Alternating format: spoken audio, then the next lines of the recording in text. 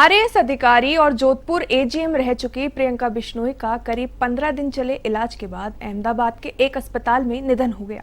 5 सितंबर को प्रियंका बिश्नोई ने जोधपुर के वसुंधरा हॉस्पिटल में बच्चेदानी का ऑपरेशन कराया था, जिसके बाद उनकी हालत बिगड़ गई और बाद में उन्हें अहमदाबाद के एम्स अस्पताल ले आया गया।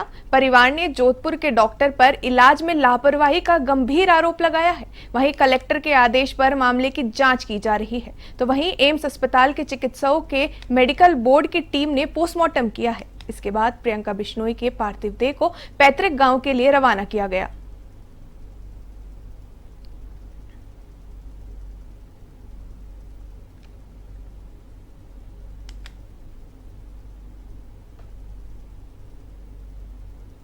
उनके बाद उनकी तबीयत ज्यादा बिगड़ी तो परिवारजनों को पता चला। परिवारजन हॉस्पिटल जाके उन्होंने पूछा कि क्या बीमारी हुई और किस वजह से आप लोगों ने ऑपरेशन किया, तो डॉक्टर कोई जवाब नहीं दे पाए।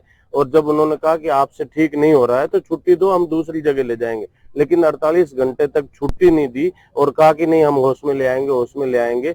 उसके बावजूद हमने यहाँ से छुट्टी लेके और अहमदाबाद ले गए। अहमदाबाद में उनका 10 दिन से इलाज चल रहा था। कल इनका इलाज के दौरान मृत्यु हो गई। आज हम लोग यहाँ एम्स में लाए, उनका पोस्टमार्टम कराना और यहाँ पे जो पुलिस में है अस्पताल प्रशासन की लापरवाही के खिलाफ एक एफआईआर दर्ज कराना चाहते हैं कि एफआईआर में ये लिखा है कि भाई अस्पताल प्रशासन की वजह से प्रियंका जी की मौत हुई है। और इस खबर पर ज्यादा जानकारी के लिए जोधपुर से हमारे संवाददाता दयाल सिंह सांखला हमारे साथ फोन लाइन पर जुड़ चुके हैं। दयाल, एसडीएम प्रियंका बिश्नोई का जो निधन हुआ है वो काफी तूल पकड़ रहा है। इस मामले को लेकर क्या कुछ अपडेट निकलकर सामने आ रहा है? देखिए प्रियंका, बताना चाहूंगा कि जोधपुर के वसुंधरा अस्पताल है, वहां पर 5 सितंबर को जो है एक बच्चादानी की गांठ का ऑपरेशन जो है किया गया था।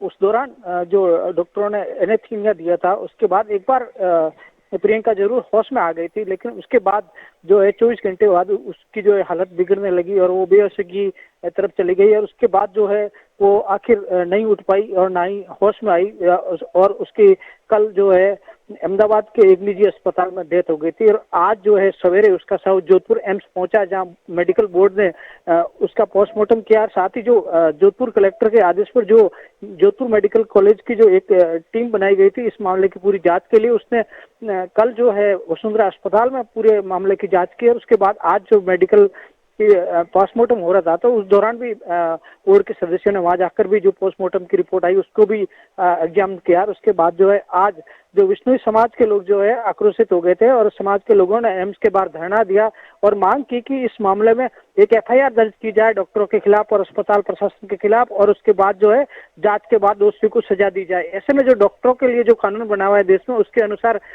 जो गाइडलाइन है उसके अनुसार सीधा डॉक्टर या अस्पताल के खिलाफ कोई एफआईआर दर्ज नहीं हो सकती। उसी के चलते जब तक इस समिति की रिपोर्ट नहीं आ जाती, जब तक कोई दर्ज नहीं हो सकती, इसी के चलते आज उनको समझाइश के बाद जो है पोस्टमार्टम के बाद परिजनों ने जो शव लिया और वो अब जो है फलौदी जिले में उसका अंतिम संस्कार के लिए ले गए हैं। साथ ही प्रशासन ने परिजनों को और समाज को आश्वासन दिया है जैसे ही इस समिति की जो रिपोर्ट आ जाएगी उसके बाद इस मामले में एफआईआर होगी और जो दोषी है उनके खिलाफ कार्रवाई होगी। प्रियांशी, आपका बहुत बहुत धन्यवाद तमाम जानकारी के लिए दयाल सिंह।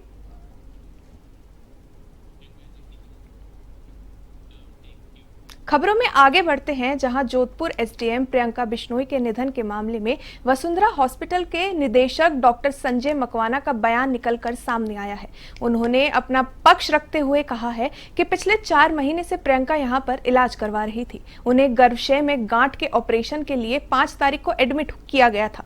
ऑपरेशन सक्सेसफुल भी रहा था। पेशेंट की स्थिति सही थी, लेकिन थोड़ी ही देर बाद पेशेंट रेस्टलेस फील करने लगी। सीटी स्कैन कराने पर उन्हें न्यूरो संबंधी एक बीमारी की जानकारी मिली और यह बीमारी उन्हें बचपन से ही थी, जिसके चलते उनके सिर में लगभग 5 सेंटीमीटर की ट्यूब फट गई, जिससे अंदर ब्लीडिंग होना शुरू हो गया। इसके अलावा डॉक्टर मकवाना ने परिजन की ओर से लगाए गए सभी आरोपों को नकार दिया है।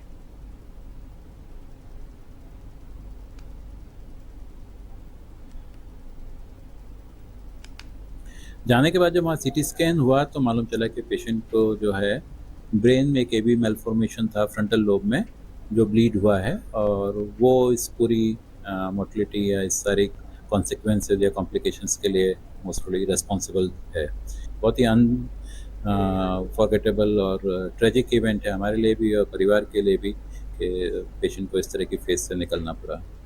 जनरली ब्लीड होने के पहले अगर पता लग जाता तो शायद ट्रीटमेंट पॉसिबल है। ब्लीडिंग के बाद में पेशेंट जब तक डायग्नोज होता है और सारे ट्रीटमेंट की तैयारी होती है तब तक ऑलरेडी न्यूरोलॉजिकल डेफिसिट या न्यूरोलॉजिकल डैमेजेस बढ़ चुके थे, तो इसलिए ऑपरेट